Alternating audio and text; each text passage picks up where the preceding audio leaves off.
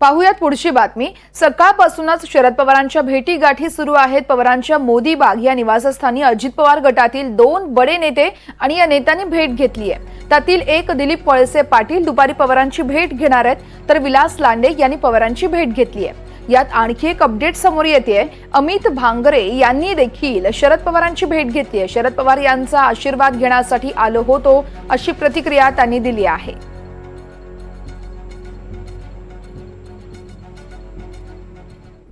आज खरं तर आम्ही साहेबांची सदिच्छा भेट घेण्यासाठी आलो होतो। साहेबांना अकोला तालुक्यातील आढावा दिला। साहेब जुलै महिन्यामध्ये आमच्या अकोला तालुक्यात शेतकरी मेळाव्यासाठी आले होते।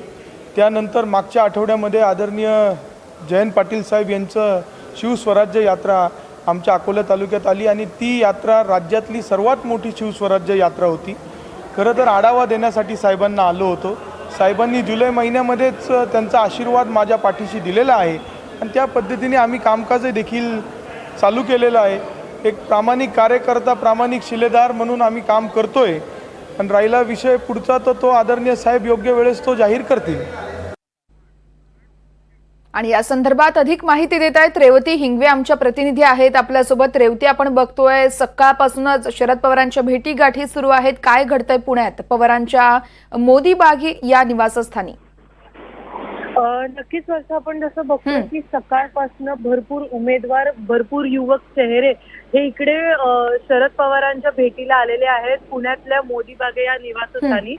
खरं तर ही खूप महत्वाची बाब आहे, कारण विधानसभेच्या पार्श्वभूमीवरती इतके चेहरे इकडे शरद पवारांच्या भेटीला येणं हा महायुतीला किंवा अजित पवार गटाला एक मोठा धक्का असण्याची देखील शक्यता वर्तवली जाते।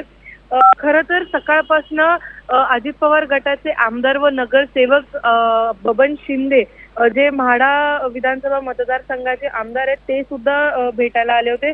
नंतर विलास लांडे 4 नगरसेवकांसोबत आलेले होते। आता अमित भांगरे जे अकोला विधान मतदारसंघातनं शरद पवारांच्या भेटीला आलेले होते। आता सुद्धा जे सगळ्यात मोठी चर्चा आणि सगळ्यात मोठी माहिती ही आहे की दिलीप वळसे पाटील जे आताचे सहकार मंत्री आहेत आणि अजित पवार गटातले सगळ्यात मोठा चेहरा आहे, ते देखील आज दुपारी शरद पवारांच्या भेटीला येण्याची शक्यता वर्तवली जाते। कारण मागच्याच आठवड्यामध्ये किंवा 2 ते 3 दिवसापूर्वी त्यांची मुलगी आणि त्यांची पत्नी देखील भेटून गेलेले होते। खरं तर हे जे सगळं चालू आहे त्या विधानसभेच्या पार्श्वभूमीवरती ही खूप महत्वाची बाब आहे, कारण खूप मोठा धक्का महायुतीला आणि अजित पवारांना बसू शकतो या सगळ्यातून। वर्षा, निश्चितच रेवती, या घडामोडींवर असंच लक्ष ठेवून राहा, प्रत्येक अपडेट घेत राहू। तुर्तास धन्यवाद।